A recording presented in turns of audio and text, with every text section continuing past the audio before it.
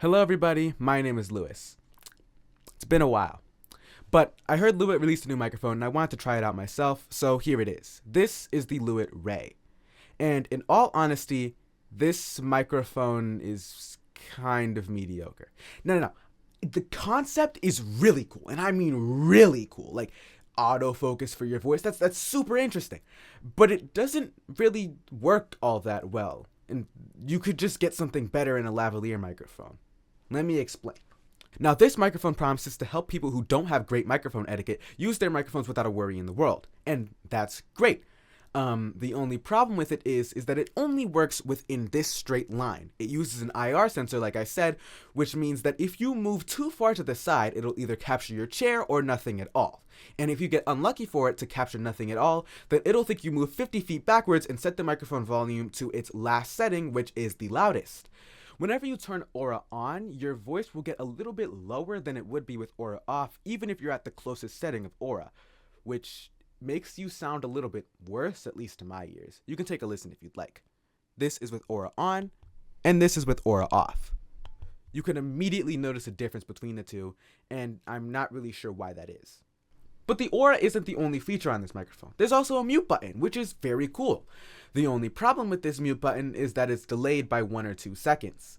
And while you're streaming or podcasting or whatever it is you're doing, 1 or 2 seconds is very important. I assume this is supposed to be an emergency mute since 90% of audio interfaces have a mute button. So what's the point of an emergency mute if it takes a second to turn on? If you have to sneeze, achoo! 90% of the sneeze got through that, and I pushed it at the same time as my sneeze. Now, sure, you could push it earlier, and this is me being a little bit nitpicky, but it should activate instantly when you could just reach over to your audio interface, which probably has a mute button, and could do it 3 times faster. Now, this microphone does have a few other saving graces. There's a mute by distance feature which lets the microphone automatically mute if the closest object is further than what you've set the distance to be. Now, at first glance, this seems amazing. You can just get up and leave, and you don't ever have to worry about muting your microphone again. Except for the fact that it can't tell the difference between a person and an inanimate object, which means if your chair just so happens to get caught in the way of the IR scanner, then it's going to end up capturing the chair as you and then keep the microphone unmuted.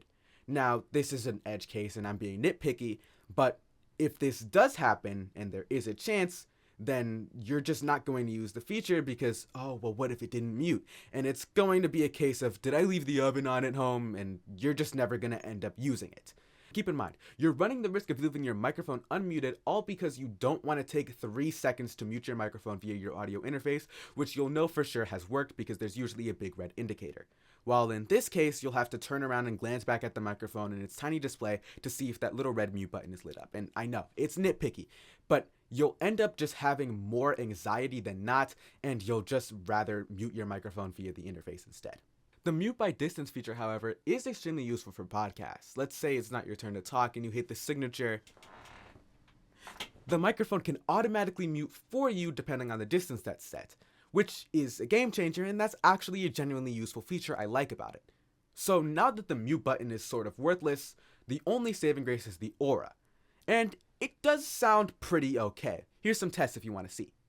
This is the Lewitt Ray with Aura on in a sound-treated room. I'll be doing 2 tests. One where I say the same sentence in 3 positions, and the other where I move towards the microphone while saying that exact same sentence. The quick brown fox jumped over the lazy dog. The quick brown fox jumped over the lazy dog. The quick brown fox jumped over the lazy dog. The quick brown fox jumped over the lazy dog. Now I'll be doing that exact same test, but this time with Aura off. Let's take a listen. The quick brown fox jumped over the lazy dog. The quick brown fox jumped over the lazy dog. The quick brown fox jumped over the lazy dog. The quick brown fox jumped over the lazy dog. In a treated room like this one, Aura sounds really good, but the second you move to a room that's untreated, the problems will start to surface. The quick brown fox jumped over the lazy dog.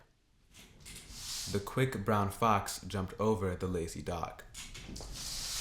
The quick brown fox jumped over the lazy dog. The quick brown fox jumped over the lazy dog. The quick brown fox jumped over the lazy dog. The quick brown fox jumped over the lazy dog. The quick brown fox jumped over the lazy dog. The quick brown fox jumped over the lazy dog. Now, they advertise this microphone for streaming, content creation, music for some reason, and podcasting. And the only one of those that's true is podcasting.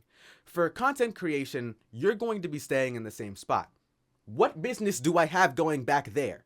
In any case, the problem with going back there is that all of the background sounds also get louder, which means that if I'm picking up a box, you're going to hear every creak and every crevice that I'm touching, which doesn't matter. And plus, you're going to also be in lower quality, so what's the point of going back here when you could just have the box in front of you and pick it up from there and not have to worry about every single one of your background sounds getting louder? I'm not sure why they listed music on here. I'm pretty sure that's just because it's a 440 pure at heart, and that means that it has great audio quality. But the aura feature and the mute feature have absolutely no purpose in music recording, unless for some reason you're running around like a madman while trying to play your guitar.